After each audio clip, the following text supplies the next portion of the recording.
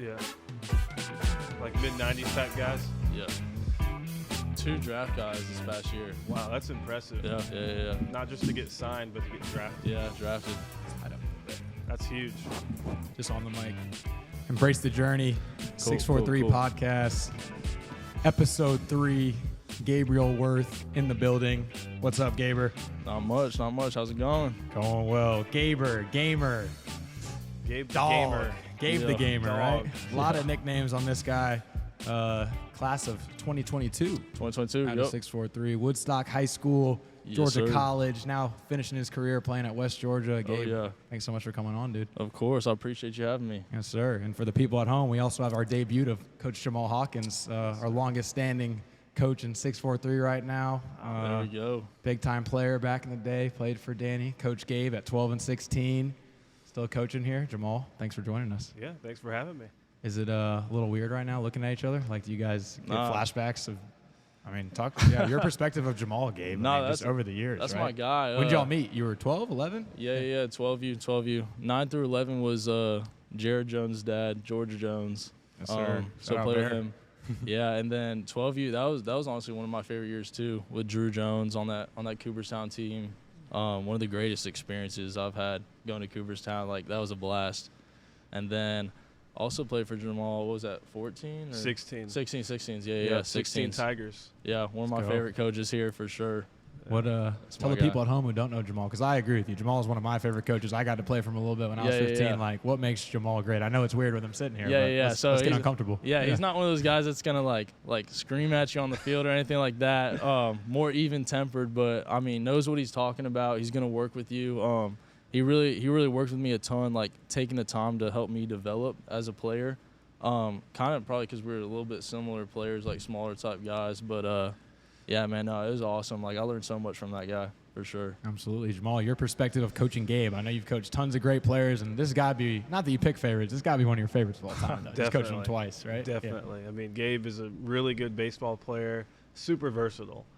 I remember at 16U, we put him in left because we're having some issues in the outfield, and he wasn't the happiest about it. But I was like, dude, you're going to play infield in college, but you're so versatile, and that makes your value so much higher. For And sure. so he played left, played short, played third. Lefty hitter. Lefty hitter. I mean, I love lefty hitters. Handle the bat, right? He could Handle the bunt, bat, he he could could hit, bunt, he could leave the run. yard. Yeah. He could get from first to third on a base hit. I mean, he's so much value there. Appreciate that. Love Yeah. it. No, and I hear Gabe when you open there talking about, you said the word develop, obviously. You look behind your head, you got, our game is development. That's what we try yeah. to pride ourselves in. So being here as a youngin', 9, 10, 11, 12, all the way up, you got to play for a lot of different coaches, a lot of different teams. If you remember, love to challenge you to try to rip off every team and year you played on here and what coach you had. All right, so 9 through 11, George Jones. 12U was Jamal, obviously. 13U was, I think it was I Gershel. was thinking Chris Gershel. I think I remember you on that Gershel team. was and Gershel. Luke. Yeah. Yeah. 14U was Dennis Yancey, I think. That's when I got to coach you the Yep. first time. I Yeah, filled yeah, in yeah. that 1 week. Yep. And then 15 was Andre Ludlow, and then he got fired. And then, I don't know, we might have to get that Yeah, it's all out. good. Yeah. But Zach Cole was 15U, Yep. and he's the man. And he's, I think, scouting now, right? Or Oriole, coaching? he's Yeah. I think he's for the Ironbirds Orioles. He's hitting coach in Oh. I think they're AA or. Grinder, just Yeah. baseball lifer. Oh yeah, I Awesome still dude. talk to him to this day. Love it. 16 was Jamal again, great season. Then 17 is Bees, one of the greatest coaches here also, and then 18 was TJ. 18 Cougs, WWBA Yeah, champs. yeah, Can't wait yeah. to get into that in a couple Great year. minutes. So Yes, by sir, my sir. math there, that would be 9, 10, 11 Cougs, Yep, 12 Tigers, yep, 13 Jags, or yep.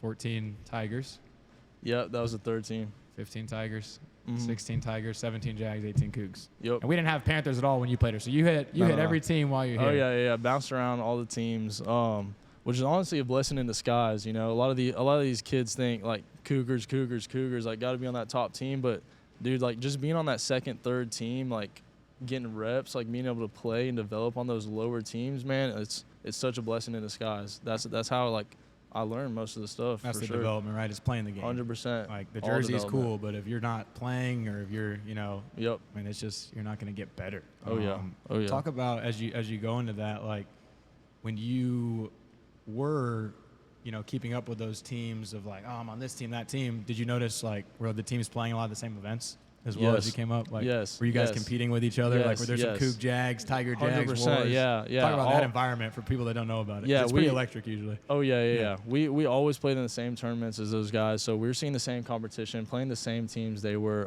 There's a couple times where we actually faced them, like in the semis or the championships, and I can't remember which year it was, but I think we actually ended up beating the Cougs a couple times. A couple of the years that I was on the second team. So, absolutely. I mean, yeah, it just shows you the talent here, like how much talent this program has. And iron sharpens iron, right? For sure. Yeah, for sure. It's so cool, man. Yeah, I remember, like I was telling you, meeting you at 14 on that Tiger squad. You guys were scrappy as hell, man. Oh, yeah. We were in that World Bat pool. We were fighting. Like, I think we beat Tri-State or somebody because they were begging us to win at the end. They're like, dude, we'll give you guys a picture. Let us fly you down an arm. And we're like, we're going to keep competing. But Gabe was he's probably the smallest kid on the team, him and Fitzpatrick, but just a tough out. Right, with a wood bat at 14, he was still a tough out, spraying the ball around, getting on base, making plays wherever you put him. So always just I feel like a kid that was coachable and wanted to grind and just wanted to play the game the right way. So so fun to follow you now, and great high school career, great college career. We're gonna get into it. At Georgia College now at West Georgia. What talk about just a little bit of that, like the portal. Just not to skip too quick, but the portal world, me and Jamaal aren't really as versed with it. We're learning as coaches with dealing with it and advising guys, but, what have you been through, and how is GC important for your development as well? Like, so playing on the Jags and Tigers here. For sure. I had some looks coming out of high school. A lot were D2 and JUCO. I wanted to go somewhere where I could play, obviously. My high school coach, Coach Jeff Brown, his cousin was the hitting coach up at GC. Shout out Casey Brown. Shout out KC. Shout out Jeff Brown. Shout out Jeff Brown. Shout out yes, Jeff. Sir, the boys. Yeah. It just seemed like the best fit for me. Honestly, I wanted to go somewhere I was going to play and see the field. I kind of knew the situation there, being that my coach knew the coaches there and everything. And that's the biggest thing, going somewhere we're going to play. With the portal now, a lot of these big schools, like everyone gets caught up in the D1. A lot of those big schools are going to take older guys and play the older guys. Like, I know me personally as a freshman, I was not ready to play at the Division I level like I am now.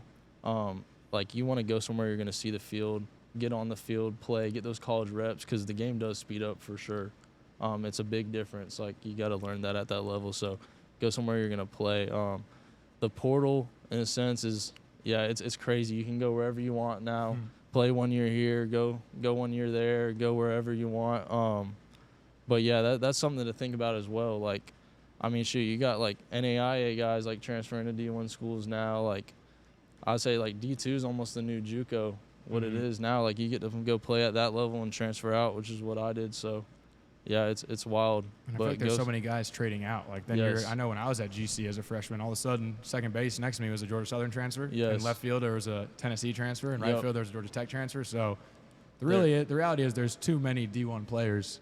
So, everyone is D1 in a way, but you just, like you said, you got to go where you can play, man. Yep. Go where you can play. And Jamaal, maybe tying that into your recruiting process back in the day. I know me and you were talking. You were looking at a top JUCO. You were looking at some top D1s. Was it similar for you of like you wanted to go somewhere where you knew you could play? Is it the same or different? Kind of. I mean, I was kind of like the kid. I wanted to go to the biggest school possible. Some of the bigger D1s in the state offered me, 5%, which back then you could do that. You can't do that now. And my parents were like, dude, they don't want you, right? You need to go somewhere where not only you're good enough, but they want you, they need you, right? So I committed to Chipola originally, went on a visit. A couple of the guys that were there I knew from high school. They were like, hey, don't come here, which, good, bad, or whatever. It's never a good sign when the players at the school say don't come there, unless they're intimidated by you. Right. No, they were different positions. Okay. So then I decommitted and then committed to Jacksonville in Florida in the ASUN. Nice. So Gabe is playing in the same conference I did. Full circle, which is right? cool. Full circle. And at Jacksonville, you played, 3 years, then got drafted? 3 years, then got drafted. First year, first 10 games, did not see the baseball field, and then played third base. Never played third base ever. And then finally got the shortstop job later in the year. So nice. What did you learn at Jacksonville that prepped you for pro baseball, would you say? Was there like one thing?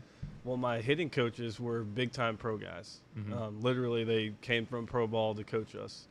So just more of the grind, the mental grind. Not so much baseball-related, just more of the mental off the field. How do you deal with failure and just play every day? Because that's not easy. Right. Love it. I think my phone's buzzing. Sorry, distracted me. We're still new to the podcast world.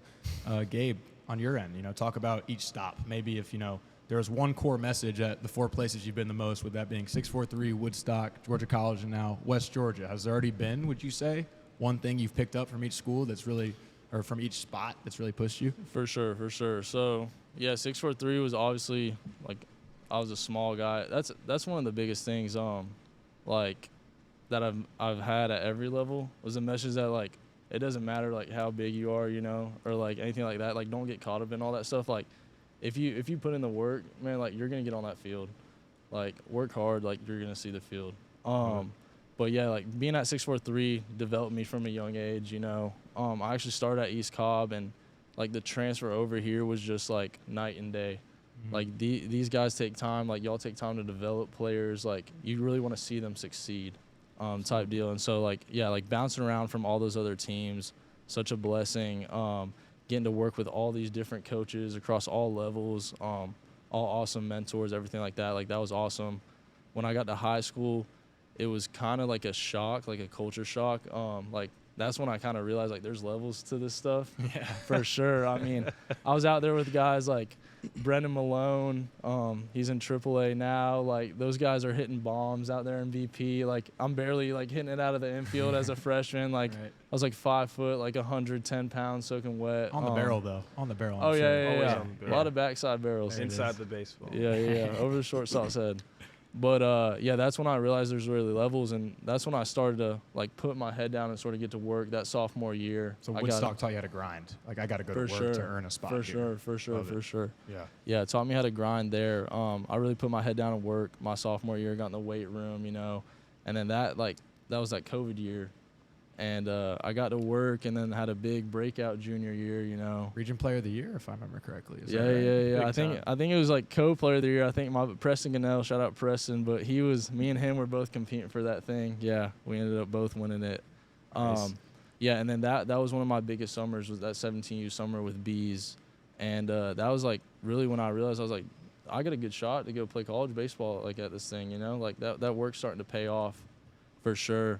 Getting to college, another shock again. Those guys, I'm playing with 5th year, 6th year guys that are 24 years old, and the game speeds up on you for sure. So just being able to learn that, learn from those older guys. I had a lot of good older guys at GC that mentored me. Love it. Just basically at every level, putting your head down and just working hard. You're going to see results, was the biggest thing for sure. Same thing at West Georgia now. I'm still competing for spots, nothing solidified there. But yeah, putting my head down and working. I got a little bit of advantage over those younger guys, but being able to work with them, mentor them, teach those guys, kind of give back to them as well. Absolutely. For sure. Man. But yeah, it's been a grind. 100%. There's something about it. I know I wish that I had coached more before I stopped playing, because so many guys I played with, Jared Miller played at Notre Dame, Matt Lazaro Notre Dame, Ryan Webb at Georgia, they would come back and coach, and they would just talk about that next season, how the game slowed down so much. When you see it from that other lens, and you're mentoring, and you're almost teaching, all of a sudden when you're in it, you're not thinking about it. It just it slows down and happens. I know you coached with us a little bit the last 2 years too, which we so appreciate, so love. No, dude, it's awesome. I love being out here with these guys. Yeah, I'll be out on the field I was with Jamal's team a lot this past summer, and I'm telling guys to do certain things I'm seeing, and I'm like, dude, wait a minute, I could do those things too, it's kind of a mental reminder, getting able to teach those guys and see it from that angle, it's stuff also I need to be doing as well, or seeing the little things like that. So yeah, it's awesome. I love it. Definitely, man. You got to be your own best coach. I think I tell people I got my own way. I know a lot of players that get in their own way. So once you can get out of your way and be a teammate to yourself and lead yourself, I feel like that's huge. Did you feel any of that at Pro Ball, Jamal? Was there any pressure? Or at every level, there's another devil, like Gabe was saying. I'm the best guy wherever I am, but then when I get to the new spot, I kind of got to start over and grind. So did you feel that on your grind as well? Yeah, I probably didn't do that well, because I was a stat guy, right? Because you're only as good as your baseball cards, what they say. Right, so I was really chasing that. It probably hurt me. To try to rise up. To try to rise get up. numbers, Hey, I can go. I need 2 hits today, instead of focusing on, hey, let me be on time, right? So that's kind of what I teach my guys now. It's when you're going bad, I'm not going to sit you to make it easier for your mental. I'm not going to move you down to the 9 hole. No, you got to face the fire. And figure it out. Figure it out. You got 4 more at-bats tomorrow. Figure it out. We say FIFO. Right. Coach Mang says FIFO, figure it out. Yeah. Yeah. Yeah. Is that, I thought that was the beat button. Still working on it. So as a coach, though, now that you're coaching, I'm sure you're accidentally even channeling some of the coaches you had growing up here. Is there 1 or 2 coaches that you would shout out of like, man, this coach, he had a big impact on me as a player as this, or as a man because of this? Yeah. Are there 1 or 2 guys you want to shout out? I have a feeling I'm looking at one of them. Yeah, 100%. Yeah. Jamal for sure. That's my guy, man. I mean, like he truly believed in me every year I played on his team. Like he said, like whether I was struggling or what, he's gonna put me in there every day, give me opportunity to like really prove myself and get those reps in, get that work in. Zach Cole was huge because that season was all over the place. With that coaching switch, right? That could go a different direction sometimes, for but sure. it go in the positive actually. Oh yeah, it was going down to the bottom, and then as soon as he started coaching, shot right back up, man. Like that was awesome. He like truly taught me like to have fun, obviously, but like that like when you're playing and like just having fun, playing loose, like that's when you play your best, you know. Absolutely. Yeah, he was a man. Like I think I got to pitch a little bit on that team too, just like play wherever. Like we had so much fun that summer. And then Bees and TJ, like the 17, 18 years, like learned so much from those guys. Just like as mentors, and then also from the baseball side of things, like they just know so much about the game. Definitely. They're really like able to get me ready for that college level for sure. Brett was really, when we were talking about you coming on earlier, he was so excited just talking about, he's like, man, Gabe just played with so much confidence when he was 17, and he played like his hair was on fire. So I'm sure some of the stuff you're talking about with Jamal and Zach, when you're younger kind of climbing, it sounds like they were really feeding you. For sure. You know, with, hey, if he's like an undersized guy, sometimes 17, 18 does not play with the kind of juice and swagger, I would say, that you played with. And I think you always kind of had that I can think of. Didn't you have really long hair? He did. We're going to have to get a picture of him here to show people. He Yeah, had a lot of swag. Yeah, he had the swag, man. But it was long. there's no doubt you just kept getting better. So that's what it's all about in this game and in life. I think people that keep getting better, they keep elevating. Good things happen. Is there a favorite team you had here? I know that's tough. Is there one team that you thought was your favorite, and if so, why? Dude, I've had a lot of great teams. Younger years, obviously, were awesome, but I mean, it just goes back to that 18U team, that WWBA team. I mean, Dogpile. That was an awesome summer. I mean, you can't beat it. Like finishing out, like winning the WWBA. All those guys on the team were just dudes. Like all wanted to win, all put in the work every day. There was no like Debbie Downers. We called them energy suckers at GCSU. Like everyone just wanted to be there type deal, and those are the best teams, man. That's what it's all about, right? It's awesome, yeah. It's who you surround yourself with, the environment. Same with life, man. I'm telling you, same with coaching. Like with us, some days you have a new guy coaching who seems like he's not happy to be there. And it's like, dude, you have to love this. Like this is a blessing to be out here, right? You got to be grateful to be out here, and no doubt we all got to want to win and compete. Oh yeah. We're not always going to, but why would you play the game if not to, compete and get after it? What with that 18U team? I think, was it semifinals? Would you go bomb to go ahead? Yeah, I think we were. You got down. a clip of that too. It was hype. I think you ripped off the elbow guard like early. Yeah, Loki fell swagger. off. Yeah, no, it looked cool. It looked cool in the video. But yeah, I think we were down by 2. It was like base, or no. It was second and third, 2 outs. Wow. Down by 2. I think we're going into the 7th inning. Wow. And You'd send it to the house at East Cobb. dude, yeah, no, it was crazy. I just got that. I remember it was like a hanging changeup in, and I just freaking mashed it over the trees, like the right center or something like that. Was 12 or 16-year-old Gabe mashing balls into trees, Jamal? No, he wasn't. No, but I was not. But the impact he made just on the team, defensively, offensively, base running was huge. Just like that. I mean, big time player. And then what? Was it Chi-Town Cream in the championship? Who's, you know, typically, people watching know they're like the top 18U team where they pulling guys from everywhere. They try to collect a roster, and they win the WWBA a decent amount of time. So they were one of those scout teams. You know, they got all the big name guys. They actually hadn't lost a game that summer until we played them in the championship and beat them. We were not supposed to win that game at all, but we were on fire, man. Like what was it? Ground ball to Weidman where he blocked it up. Oh my gosh, yeah. I mean, it was intense. I was in that dugout, man. It was my heart was beating for sure because we almost blew it. That was something else. But yeah, diving block, step on the bag for the last out. Dakota Corntassel, shout out him, dude. Through a complete game, like absolute beast. I mean, like scrappy MLB name too. Yeah, Dakota yeah. Corntassel. You can't. Oh yeah. I mean, there's nobody else in the world with that name. Yeah, No way. scrappy lefty, just carved the whole team, the whole game. I mean, just a dude on the mound. And then that was your second dog pile of the year. Is that right? Yeah. Talk about that little high school run for a second here. I think you got the last out, if I remember, too, for Woodstock. Last out of state championship. I mean, that run was crazy. And like all glory to God because, dude, that team, like at the start of the year, we were not anything special. I think we had only 3 guys committed. It was me, Cameron Douglas, and Andrew Onatello. I don't know if you remember him. Oh, alums. Tello. Yeah, so Shout out Tello. we had me, D2 guy, KD. and then shout out KD too. That's the man. Me, D2 guy, KD, D1 guy, and then Tello was a JUCO guy, and that's everyone else was just young, high school players. I mean, dude, our starting catcher had played rec ball this season before, which is crazy. And then he just turned into a dude like that senior year. Was a guy for us. That whole team, we're all so close. There's no cliques or anything like that. And we kind of all just wanted the same goal. We wanted a dog pile at Truist. The year before, we had gotten put out in the Elite Eight, so that left kind of like a sour taste in our mouth, for sure. So we had something to prove that senior year, and we played Parkview in the Final Four. I remember it was a game we're not supposed to win. They got all the draft guys. They got Colin Houck and a bunch of D1 names. Everyone was telling us we're about to lose that game, you know. But that was really like the state championship for us. Mm-hmm. Once we swept those guys at home, it kind of we were on cloud 9. Like, we're not gonna get beat now. No, going to the state championship, we're like, we got this, you know. And then got that final out, and it's just a surreal feeling, man. Like that's the goal you work towards too, like the whole year, and just being able to accomplish that is awesome.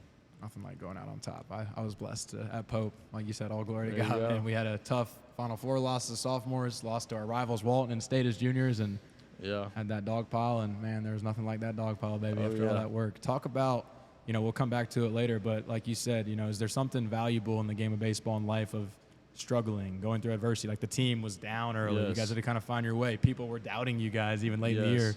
How does it feel being that underdog with that chip? Like I feel like you live by that a little bit. For sure. I've always kind of been that guy, that smaller guy, playing on these teams with all these bigger guys, especially at 6'4". I think it just pushed me just to work harder than everybody else, because I kind of had always something to prove. I wasn't that top guy that's going to hit a bunch of bombs. Like I had to figure out what I was best at, what my strengths were, and play to those strengths, Love it. Which is why I am the player I am today, and why I've been able to accomplish what I've been able to accomplish for sure. And it's the hardest game out there, dude. I mean, you're expected to fail more than you're gonna succeed, which is crazy. It's not like that for like any other sport. It just teaches you like perseverance and getting through adversity. I mean, the mental side of things, like you got to stay strong mentally. Baseball is a huge mental game, and if you're not there mentally, like it's gonna eat you alive. But couldn't agree more. And hearing you say it, I want to just go back to it for a sec, so people at home can hear. Especially parents of younger kids we have. There seems as time goes on, there's a higher expectation from parents of I said on the last podcast with Luke, my 8, 9, 10, 11, 12-year-old has to be perfect. He has to hit 800. He needs to be a PG All-American. He needs to be on, like you said earlier, the scout team, whatever that even is at those ages. How important is it for parents to understand that failure is actually, like for you, how big was it for you to not be the best at a young age, to fail? Yeah. What would you tell a parent who's maybe over-pressing their kid? Because, your parents, Jamal, his parents very well. They weren't that type, I don't think. No, Patrice and TJ were not. They were great. Supportive. Very supportive. Yeah. I don't know if you remember this, but I went over to your house for dinner, and it was a recruiting talk. Do you remember that? I think maybe. That's a while ago. It was a while ago. Me and Sandy went over to your house, and your parents were just asking me about what you need to do to get better and get recruited and all that. Yeah. But I specifically remember that. But they weren't overbearing at all. And what'd you tell him? I was like, he needs to get faster, get stronger. And I think TJ literally sent me a text the next day of a video of you guys working out. That's funny. Yeah, at Woodstock. Yeah. Mm-hmm. No, I'm blessed to have them as parents. I mean, they're awesome, super supportive. My dad's the man. I mean, knows everything, does all my workouts, sets them all up for me. Super skilled in that. He's a chiropractor, so he knows how the body moves, all sorts of stuff like that, which I'm super blessed to have. Like, what'd the car ride home sound like? You know, like you just played a game, maybe you went 0 for 3 when you're 12. What was the car ride home? It's always the next game, next at bat, like next thing. Just got to work harder, you know? Like getting where, like figuring out what I did wrong, what was going on that day, and just making an adjustment for the next game, you know? I love it. Next pitch mentality, right? We talk about it all the time here. For sure, yeah. And just having fun, too. I mean, those parents got to realize at that age, come on, like your kid's like 9, 10, 11, 12 years old, like that's the time for them to have fun. Like I get the travel ball serious, you know, you want your kid to be the best, all that stuff. But I'd say at that age is like really like enjoying the game, because a lot of the guys I played with that age, their parents were like that, they got burnt out. You know, they don't want to play the game anymore. So just like allowing your kid to like have fun, and that progression comes. Like it'll come for sure. And it's kind of up to them whether they want to work hard, whether they want to play at the next level. You can't force like that on them, you know. 100%. For sure. But yeah, like at those younger age groups, just having fun, and obviously like learn the game, work right? hard. Learning the game. You have to fail to learn. Like the best way to know that I need to go be a cutoff guy is to, you know, cost my team by not being a cutoff guy. Yes. The best way to get good at base running is to get thrown out a couple times and go, oh crap, I got to get better at this, right? So. Yes, and I think failure is needed in order to be successful. You know, like if you're never failing, you're not learning, you're not getting better. So like you're gonna have to fail, and what better time to do it at those younger ages and learn. That's it. Make you ready for the older ages. That's it, man. No, really well said. Me and Jamaal work with, you know, some really talented younger kids these days. I'm coaching a 9-year-old team this year, which I've never coached below 14s. That's been a whole challenge. He works with some of our top, you know, 10 and 11-year-olds a bunch in lessons, and I know we have a couple of parents we've had great conversations with where it's like, hey, your kid loves this right now. Your kid wants to win. He's working his tail off, so don't think you got to ride him. You know, I'd get it if there's the lazy kid or the kid who has the bad body language. You know, there's certain things as a parent I would understand getting on, but I know we give some looks when we hear, you know, catch the ball in the middle of a lesson when a kid's been working his butt off for an hour, and I get it. But, I mean, Jamaal, what do you see with that? What is your word to parents who are struggling with that a little bit? I mean, I would just say, like Gabe, let them fail, let them have fun. I mean, some of the best athletes that are parents here that played in the NFL or played at a really high level. They're the quietest ones we got, right? Don't say anything to their kids ever during a lesson, right? So, you know, if they're doing that, then everyone probably should. Huge perspective. Huge perspective. No, we're going to come back from this break. We got a quick sponsor break here, but want to talk about your class here because you got a super loaded class. Oh, yeah. Tons of good players. Want to highlight some of those names, where they are now, and, you know, some guys you love playing with, but we're going to go to a quick commercial break here. All right. Cool. Thank you for that word from our sponsors. So, Gabe, let's, real quick, your class. I made a list, and there's probably a lot of good players I'm leaving out, and also some that maybe we didn't even have on our alumni list because they might have, you know, played here when they were younger and left out. Like I know you mentioned, you know, Bear earlier. Yep. Talk about, you know, I got Drew Jones on there. I got R.J. Austin. I got Ryan Weidman, Cameron Douglas. Those are 4, you know, MILB guys I could name off. Rowan Park playing with you over at West Georgia. Taylor Schultz was a big-time infielder. I can think of Dawson Campbell. I'm sure there's a bunch more we could, you know, rip off here. Talk about, you know, what made that era special. I know you said how much you loved growing up playing here. Like, did you notice how talented everyone was? Did you feel the iron sharpens iron happening at those practices growing up? Like, how was it, you know, practicing together with all those guys, being one of those guys, and now getting to see everyone grow for just you even, you know, inspiring you? For sure. I definitely saw the talent, especially as we got into those, like, older age groups, like those 16, 17 age groups. I'm like, holy cow, like, these are some dudes that I'm playing with, man. Like, being able to practice with those guys, I actually, like, they probably don't know, but, like, I learned a lot just from, like, taking ground balls with RJ, doing stuff with those guys. Like, it's true. Like, iron does sharpen iron, man. Those guys got after it every day. Some of the best work ethics, like, I've seen and played with. Yeah, they're a bunch of dogs, man. They'll be in the show here soon, I'm sure.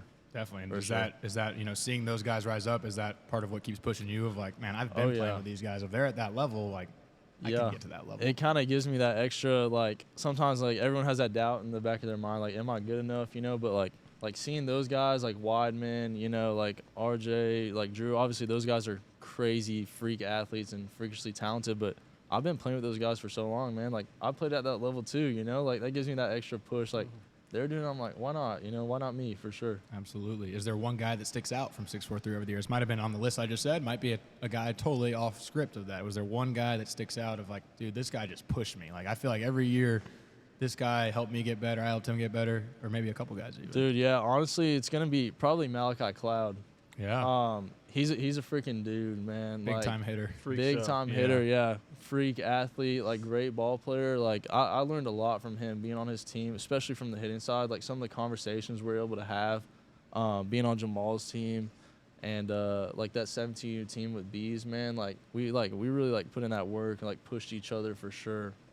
Yeah, he's a dude, really great ball player. I talk to him to this day. Still He's at keeping up. Catawba now. Yeah, he's gonna be a guy for them this year. So yeah. Is he hitting playing outfield? Where's he at now? Yep, hitting, playing He could outfield. fly too, right? Was Oh he my. just hitter, 6'4". master flyer? Yeah. 6'4". I think he ran a 6'3" at GCSU at one of the showcases or something like that. What's your 60 these days? I want to say 6'6". Okay. Yeah, Good I'm thing you trying to didn't get say it the other down. thing. I'm trying to get it down to a 6'5". Cool. Hopefully, yeah, we'll see. Steal a bunch of bags this year. So, MLB scouts watching, listening. We'll talk to them later. oh yeah, Skipping around from that, so obviously that age is loaded. Just like that was, we have certain ages we see over the years. I think Jamaal will tell you this, like, okay, this class is strong. Like every age I think we have, all the teams are competitive, but certain ages it's like, wow, 1, 2, 3, 4 team, like we are deep. And I think your Yeah. age was definitely one of them. Talk about though, that perspective, like you mentioned earlier. Sometimes people hear a team name on a phone call when we call after tryouts and they take it the wrong way, or these guys don't like me. And I'm even thinking of, Jamaal's dinner with you, where he maybe told Yep. you guys some stuff that wasn't exactly what you wanted to hear, but how important was it for you to have people around you, coaches, people in your life that shot you straight, gave you honest Yes. feedback, and how important was it to be, on those teams for those reps, like you mentioned? yeah, it's huge, man. I never want to be surrounded with anyone that's going to sugarcoat anything, because it's not going to get you any better. If everyone's telling you what you want to hear, you're never going to improve. You're going to think you're the best.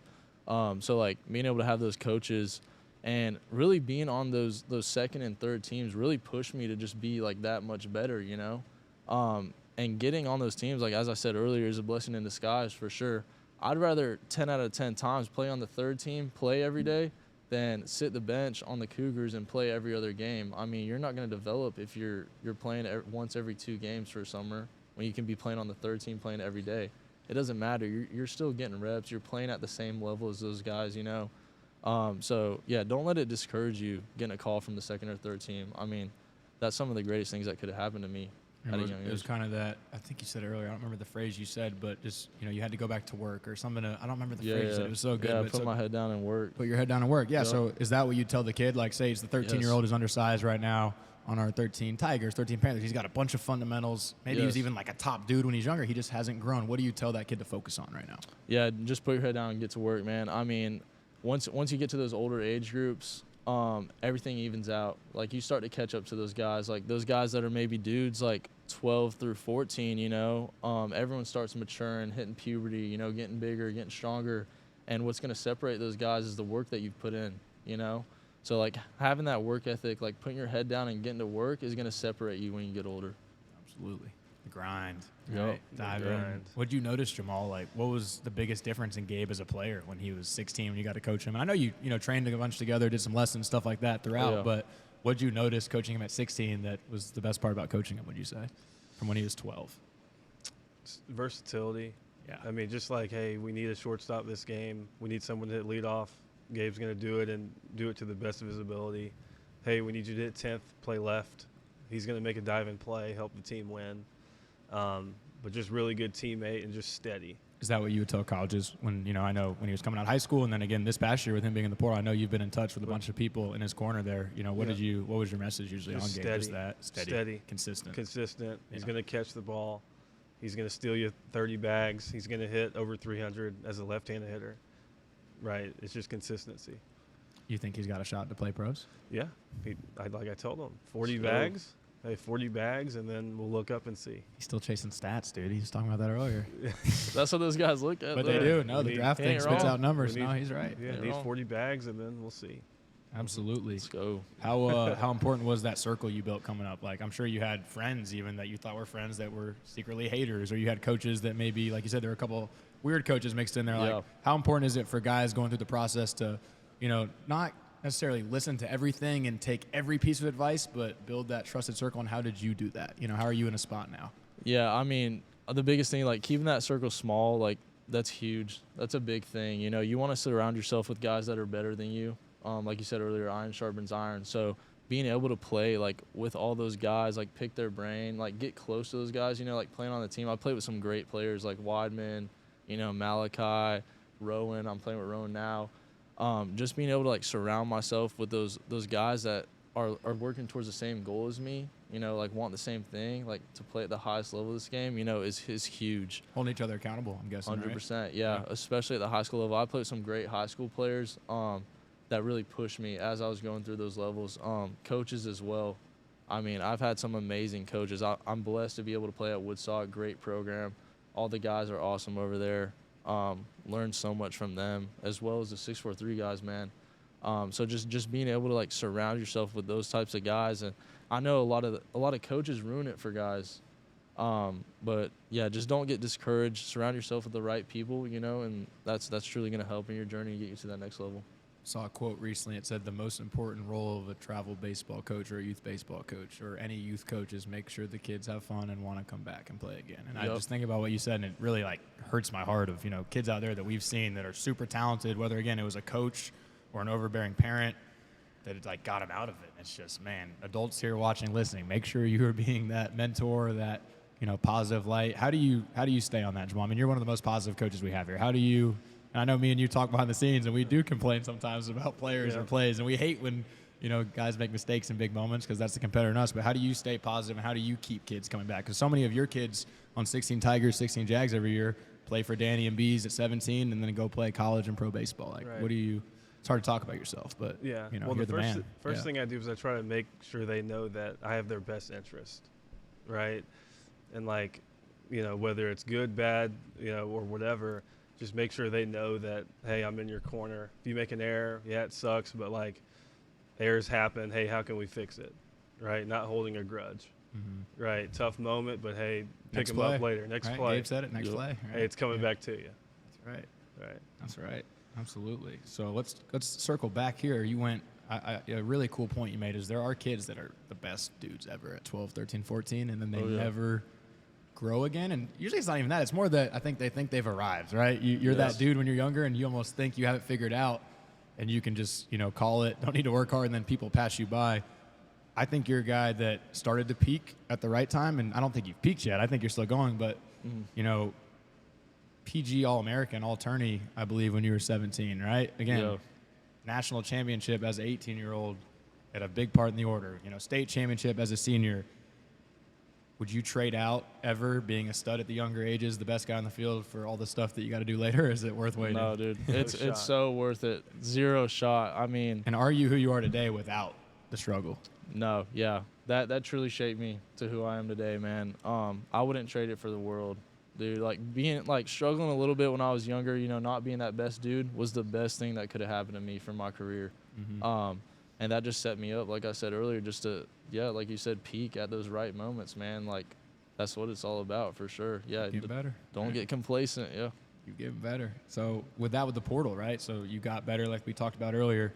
I know there's a lot of negative connotation on the portal, and I'll be the first to admit, when it was first happening, I hated the idea of, you know, everyone's just looking to jump around. Everyone's looking to go. And I still think there's some of that, a little more probably in football than other sports, but how I'm starting to see it when I talk with Jamaal and our staff, and you tell me different, like at 643, we always talk about it's a one-year deal, right? Like you try out here, whatever team you're on, if you make it, great, play the year. Next year, we try it again, we look at it again. And sometimes people leave and come back. Sometimes people say no thank you and then call a couple weeks later and they want to try to join like there's always kind of, so it is a little like the portal. And that's kind of how I'm, you know, trying to relay it to players we have of like, dude, just if you want to stay, like some people play here, you know, like you, their whole way, and that's great. But if, you know, it's not a good fit, just do your best for that year. Don't quit. You know, finish, stay the course, get better still, treat those guys the right way because you never know who's going to be anywhere. Essentially, I guess what I'm trying to say is, do you think the 643 model, does that tie into now what you're looking at of constantly like advancing, trying to grow, and how should an athlete look at that going into the portal? Yeah. I think it definitely does. There's definitely a lot of similarities with that stuff because you have guys like me or like other guys, like we bounce around teams each age group, you know, like I wasn't with the same guys, I don't think, any age group, maybe like 2 years in a row at most. But I bounced all around playing for different teams, different coaches, stuff like that. Right, year to year, right? It was right, new year, this is my team, let's dive into it and give it my best. Nothing was guaranteed. Even though I was here for that long, like it wasn't guaranteed that I was going to make a team the next year, you know? Right. Which is the same way in college, you know? Like wherever you go, you're not guaranteed to see the field at all. You know, you don't know who they're bringing in with the portal now, which is tough for those younger guys. because a lot of coaches like to get those older guys that have like some college experience, you know, have a few years under their belt. They're just more, I guess, they just like that better, for lack of better words. They just like the older guys that have years under their belt. They're just like, here's a 25-year-old shortstop and 18-year-old shortstop. Who's stronger and smarter? Probably that guy. Exactly. I think there's some where it's interchangeable, and I'm not saying I agree with it all the time, but Exactly. I understand. Yeah. Right? Yeah. Would you have been a portal guy, you think, Jamaal? Like, if you went off at JU one of those years, do you think you would have gone somewhere else? I don't think so, because I really had a big junior year. So I was just wanting to get drafted. And that was your draft year. That was your my junior draft year. Yeah. Had a decent sophomore year, but not really good to where I'm like, hey, I want to go see where I can go, right? So I probably wouldn't have been. And that's kind of how I was at GC. I mean, we had such a like close class, and like we had some dudes there. I mean, we had me, I don't know, Lex Kenny is at West Georgia with me now. He was one of our pitchers. Braden Smith, he's at College of Charleston. He was our first baseman. John Luke Glant, our Friday guy, he's at U Tampa now. Like we had a very talented class that transferred out after that junior year. But I mean, we were very close. Like we didn't want to leave. Like we loved it there. The coaches were awesome. Everything about there was awesome. It's just kind of that opportunity to go play at that next level, which is what everybody wants to do. That's always been our dream, you know. Absolutely. So like some people hear the portal and we immediately go selfish, and there are some guys that are so I think consumed with themselves, and right when they're not playing, they check out, and you know those guys need to look in the mirror probably, and for sure, if they really want to play a long time, they're gonna have to figure that out. But yeah, talk about at GC, like how important was everybody there wanting to get to the next level together? Was that my freshman year, no hate to the older guys, but I mean the culture wasn't the greatest. We had a lot of fifth-year guys there that were kind of just ready to hang it up, you know. And thankful for Belch, but thankful to Belch, he brought in a huge freshman class that year, my class.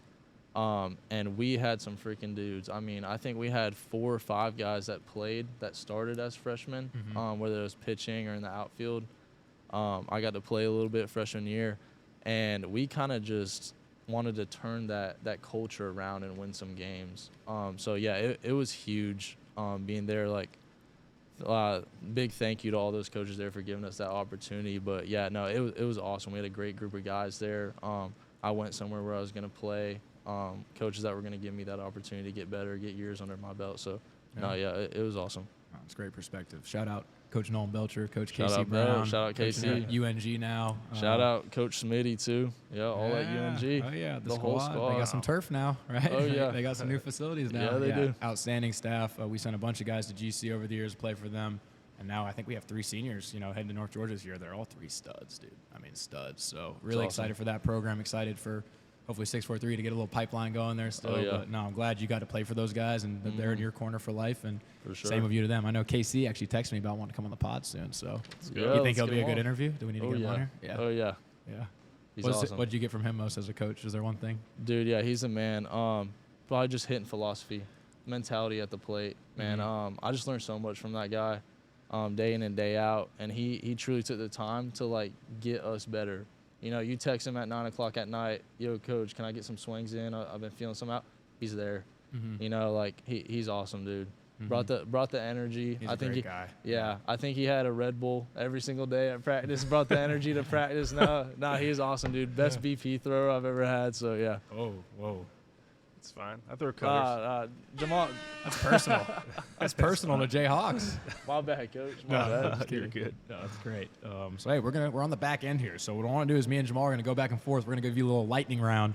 All right. Pepper you some questions. Then really want you to give a closing message out, just to people listening, and maybe even for yourself. Maybe a little promotion here. I got an idea. But talk to me. Let's go. Favorite drill right now, infield or hitting. One drill you give a guy at home to do. Dude, honestly, just vitamins. Everyday stuff, you know, work through the baseball, forehand, front hand, backhand, like everything like that. Footwork's huge. Absolutely. All right. What do you do to get ready for a game?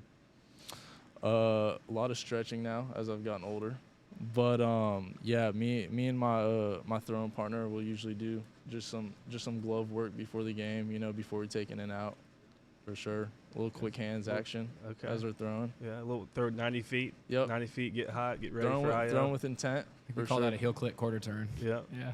Yep. Love it. What toughest at bat of this past season? Who'd you face?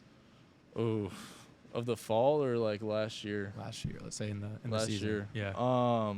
Lander. I think it was it might have been their Saturday guy.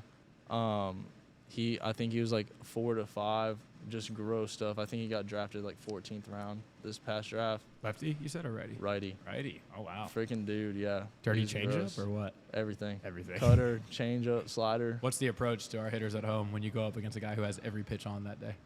Dude, I mean, just see it. If it's there, hit it. See it and I hit mean, it, that's when I'm at my best, when I'm not thinking about anything, you know, like Right. if the pitch is there, like just be on time. If it's there, hit the ball. You know, don't think too much. Don't sit. I don't like to sit on pitches a lot, like unless I know for sure. But yeah, just see it there and hit it. Simplify. Love For it. sure. Love it. How were you against lefties this past year? Actually better than righties, just because we saw so many lefties.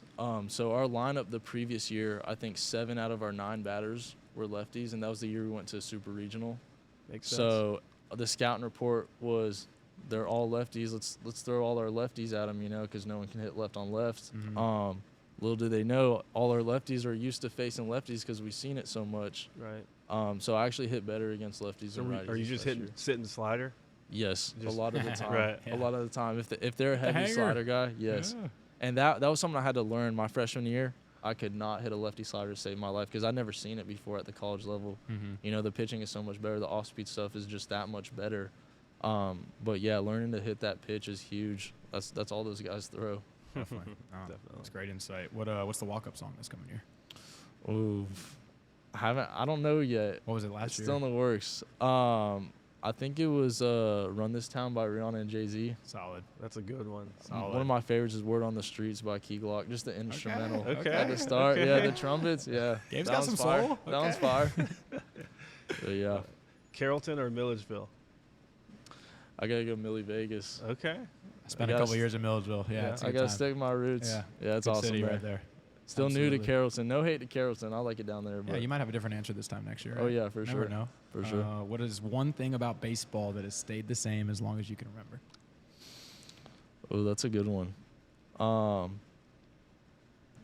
I would just say the competitive aspect. I mean, you got to go out there and compete every day. That doesn't change at all. You know, it's the same game. You're playing the same exact game. It speeds up on you, but that same mindset, that same aspect of going up there and competing every day Mm-hmm. doesn't change. You know, you take one day off, you're gonna have a rough day. You know, no days off.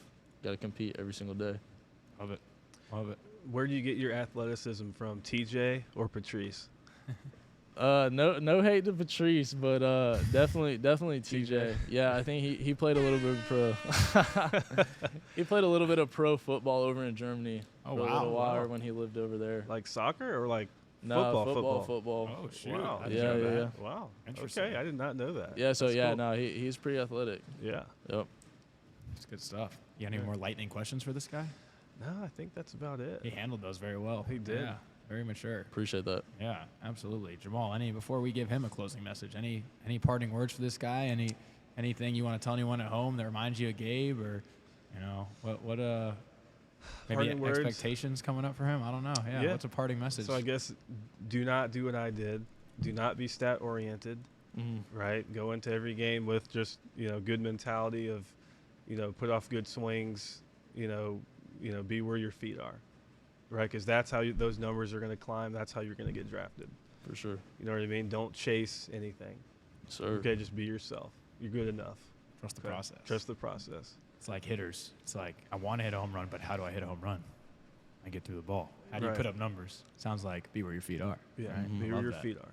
It's awesome. Great Yeah. perspective. It's Gabe, huge. there's a 13-year-old at home. We've referenced it a couple times. He's undersized. He's not hearing the stuff he wants. He's starting to get frustrated. Yep. One more time, what's his focus this year? How does he not quit baseball? Because that's happening. A lot of kids are quitting baseball before they even get their grown man strength. Oh, yeah. You got to stay in the game long enough to give yourself a chance. Once you get your grown man strength, weight room, if you're still not any good, hey, I get it if you want to go do something else. But Yep. talk about, why is this game rewarding? And look in that camera over there, how does that guy need to stick it out? What's he need to do? Yeah, dude. Trust the process. Biggest thing. Like I said earlier, put your head down and work. Going through adversity at those younger ages is going to shape you into the player you're going to become. If you can get over that hump, get over those hard times, I know it's tough. We all go through it. But once you get over that hump, it's so rewarding. for sure. So just trust the process, put your head down, and get to work. So good. So good. There's an MLB scout now.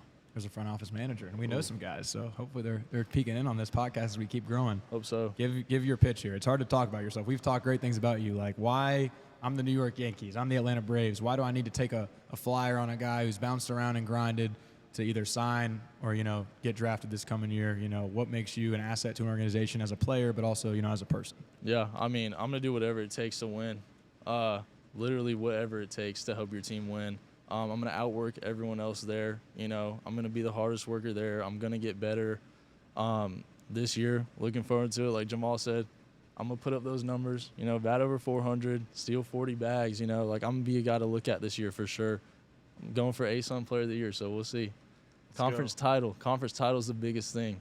We're gonna win that conference title at West Georgia, so I'm excited. I love what you said, man. If you help your team win and you focus on that, there's no doubt you're gonna perform because you want to win, you want to compete, you put work in. If you focus on helping your team win, everything you want, I think, will go your way, man. That's what it's about. Winning those games. What a great podcast this was. I'm so excited to get more alumni. Super, super grateful, Gabe, that you're our first one. We had a couple of really good high school kids on it, but great to get alumni on it. There's more coming, some of your teammates.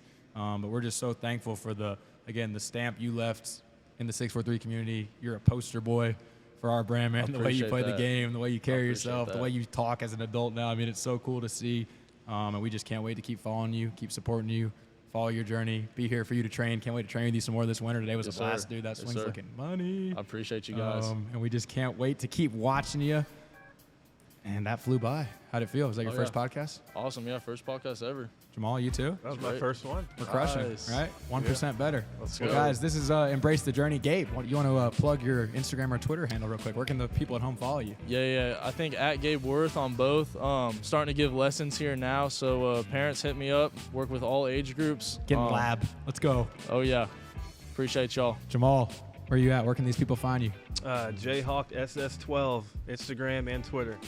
Guys, episode 3, Embrace the Journey with Gabe Wuerth. We can't wait to keep this stuff coming. Follow us, please, on Instagram at EmbraceTheJourney643, at official ETJ Pod on YouTube. Follow us as well at 643DP Athletics on Twitter and Instagram. I'm Jake Pralgo. Thank you guys for tuning in, and we'll see you again soon.